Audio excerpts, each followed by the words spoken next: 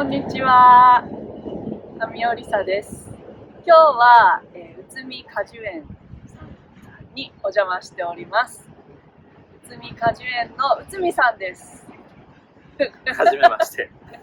内海祐樹と申します。私は農業を始めて10年目です。農業を始めるきっかけは、妻の実家が農家だった。それを手伝うところから始めて、今は自分が主体になって農業をしています。まず、じゃあ、ここに来られて、じゃあ一番最初にすごい大変だったと思うんですけど、その時のことをちょっとお話しいただけますか。全然だから農業に触れられてなくて、結婚してこられたわけですよね。はい。実はそんなに大変だったっていうことはなくて、それはなぜならば今インターネット上にたくさんの情報があるので、その中から自分で選んで、父親の、方針と合わせながら、いろいろにトライするっていうことの繰り返しで10年来てるんですよね。で、一番その中でも大変だったっていうのは草むしり。草むしりに対する評価が、草むしりっていう仕事に対する評価が自分の義理の父親と僕にとっての評価が全然違かったので。どう違ったんですか？父親にとって草むしりは農業の大事なパート、僕にとって草むしりは農業にとっての小さな一部、なのでできるだけ時間をかけるべきではない作業に入ってたので、それについての摩擦はね、結構あります。いや、もう今は父が体調崩して僕主体になっているので、もうずっと草むしりは最小限になるように、そのために今シートも引いてあった。そういうことです。はい。もう折り合いはつかなかったってことですね。折り合いはつきません。常に衝突し続けました。勇気は草むしりをしない。いや、僕は草むしりをしないんじゃなくて、する必要がないと思ってるっていうぶつかり合い。ずっとじゃあバトルのまま今に至るという。そう。でもやっぱり曲げないっていうのも大事ですからね。やるべきだと思ってないですからね。面白いな。この農園っていうのはどのぐらいあるんでしょうかね。何年ぐらいやってらっしゃるんですか？農園としては、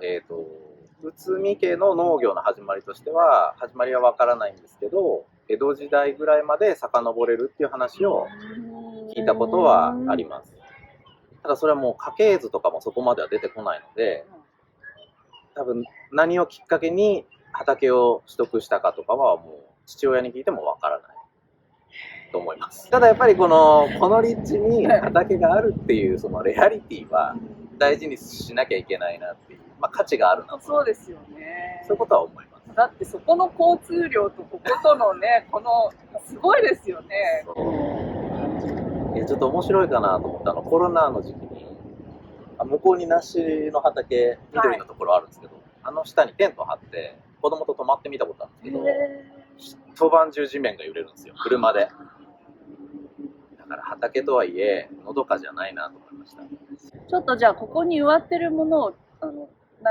つある？今映ってるこの背景が、リンゴで、種類は12種類植わってます。で、それ以外には梨、これは5種類。で、あとは春夏秋冬のお野菜。種類は20種類ぐらいだと思うんですけど、年によって多少違うと思います。その植えるものとかはご自分でも決められて？そうですね。もともと父のスケジュールでやってたものを引き継ぎながら、自分が食べたいものを主に入れていくっていう形で。プチトマトも10種類あるんですけど、10種類もあるんですか？あるんですけど、それは今までに20種類ぐらい育ててみた中から選抜されて残ってきてる子たちなので、もちろん新しくトライしてる品種もいるから、またレギュラーメンバー入りするか、終わりになっちゃうか。スタメンとかいるんですね。僕大好きなので、好きなものを作っていくスタイルです。で作られたものっていうのがどこかで売られたりとかしてるんですか？リンゴと梨、果物は、ほぼ 95% もぎ取り。で、5% は、体験。そうです、もぎ取り体験です。取ってもらって、量り売りして、持って帰ってもらう。で残りの 5% は、世田谷区の障害者系の施設で、アップルパイ屋さんをやってるカフェがあるので、はい、そこに原料として、出しています。まあ、年によってだいぶ量は、去年あたりはコロナだったんで、はい、ゼロだったと思うんですけど、野菜に関しては今までは、自宅の庭先販売なんでガレージで、そちらでじゃあ出しといてそうチャリンと。そうですね、まあ、一応父親はいるんですけど、はい、常にいるっていうスタイルではないです。で、去年一昨年から始めたのが、野菜の、摘み取り収穫体験も、もぎ取り型で少し始めました。その方が面白いじゃないですか。いや本当に面白いですよね。いろんな方をこう巻き込んでいくスタイル。そうですね、人が出入りするエリアにしたいですね。なんかこの農園をやってらして課題というか大変なことってどんなことですか？全体的に大変というよりは、気遣う部分はやっぱり農薬ですよね。みんなが農業を多分経験しない人たちが増えたんで、薬に対する理解が著しくない。で、著しくないがゆえに多分怖い。がゆえに多分拒否反応が不必要に強くなってる部分はやっぱり感じる。果樹園と農園って違いがあるんですか？ここは農園ではなく果樹園なんですか？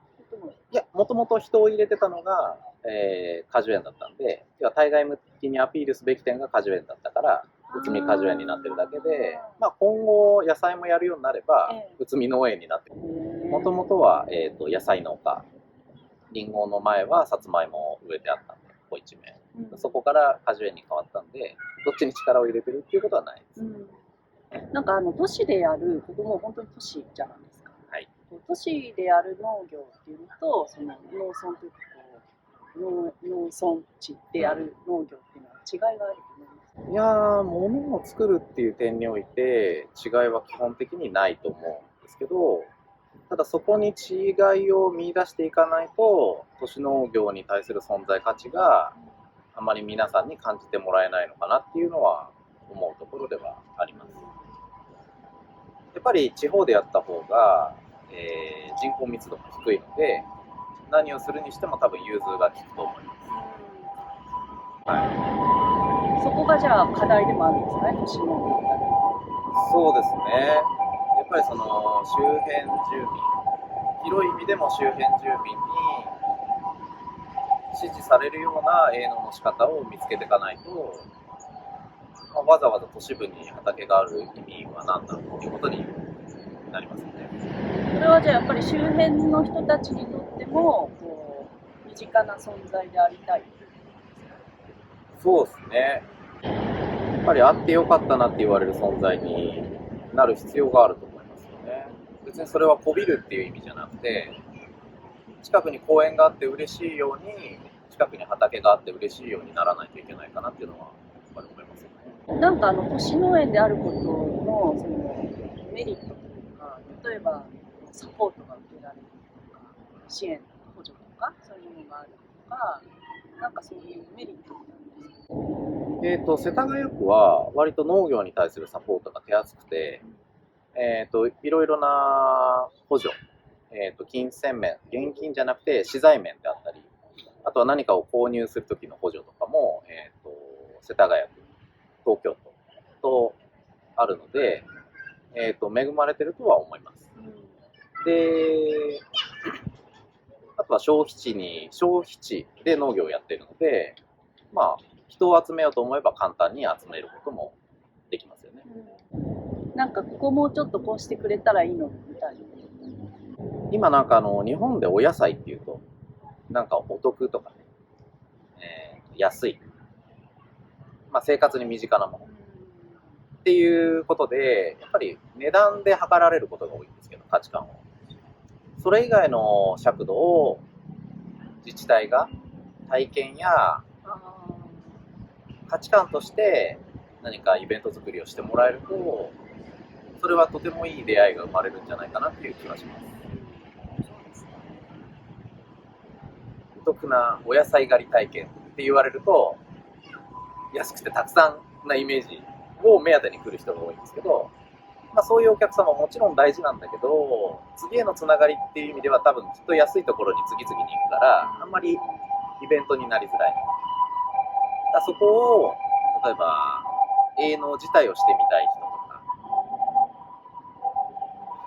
なんですかね、こだわりのある栽培方法の思想を持ってる人とかとの接点になると、またいい関係が生まれるかなっていう。人それぞれなので、たくさん人がいるがゆえにそういうトライもできるかなっていう。もしかしたら東京でできなかったら他でできないんじゃないかっていうぐらい東京には人がいるじゃないですか。ましてや世田谷は人口の多い都市なので、そういう立地の中で農地を持ってるっていうことはやっぱりトライする義務はあるだろうなっていう思います。これからの都市農業ってどういうふうになっていくと思います？もしくはどういうふうにしたいとか、理想ってどういう感じなんですか？ね、逆に言えば可能性がいくらでもあるっていうことなんで、いろいろやってみたいな。いろいろやれる環境に自分があるということについて、ありがたさを忘れちゃいけないかなっていう。なんか色のどんなことをやりたいっていうのが言える範囲でもしあったら。一つあるのは、その会員制の、野菜を作る体験をするところ。っていうとこれはざっくりなんですけど、各自その農業に興味ある人って意外にこだわりいろいろあるんですよ。薬は使いたくない。肥料は自然由来のものがいいとか。それはわかるんですけど、農業をやってる身としては、その条件でやることの難しさも知ってるので、その難しさを知りつつ、落としどころを一緒に探せるようなグループっていうのは一つ面白いかなっていうのがありますね。で、自分の本業はやっぱりこの野菜果物の面倒を見るっていう基本のベースの部分がある中でもトライになるので、やっぱり人の調整とか人のトラブルの調整に、時間を取られることっていうのは非常に強いリスクとして見てるんですね。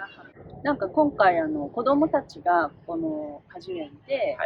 体験をしたことで私たちはつながらせていただいたんですけど、なんかその子どもたちとか次世代ですよね、にこう伝えたいとか、こういうことを目指してますとか、そういうことってありますか？さっきやっていきたいことの中で答えなかったんですけど、基本的に子どもたちの団体ものっていうのはほぼほぼ受けるようにしてます。それはやっぱり自分が忘れてしまったような価値観を彼らは持ってるので、常に勉強になる。で、今回その日本語が母国語ではない子どもたちのグループをやらせてもらおうと思った理由の一つには、やっぱりそれ知りたいと思った。どういうふうに思ってるのか。例えば日本の農業に対してネガティブな考えを持ってる親は人来させないだろうし、来る子は許容している。でもどのぐらい許容してるんだろうとか、シンプルにね、どのお野菜は知ってて、どの野菜は知らないのかとか、大根は食べないよとか、カリフラワーは生で食べるよとか、そういうの非常に面白い。そうですね。そういうのでね、小さい子たちっていうのはやっぱり面白いな。言葉が通じなくても、なんか懐いてくれて、近くにいてくれみたいな、そういう態度をするのも面白いし、やっぱりね、自分にも子供がいるんで、それと比べても、やっぱりとても違いがあって面白いなと思います。じゃあ、最後に今日アメリカの、農業に興味がある人たちが見てると思うので、その方々に何かメッセージというか、ありましたらお願いします。メッセージというよりは、やっぱりいろんな人に出会いたいので、ぜひ直接お話をしてみたいっていうのが一点。で、都市農業の成功例っていうものが自分の中でまだ見出せていないので、皆さんにとっての都都市農業、人口が割と多いエリアでの営農の理想の形、それは何なのかなっていう部分を意見交換してみたいなっていうのは強くあります。そうですね。なんかいろんなアイデアが出そうで面白いかもしれないですね。はい。どうもありがとうございました。いろいろ聞けて。こちらこそ楽しかったです。ありがとうございました。ありがとうございます。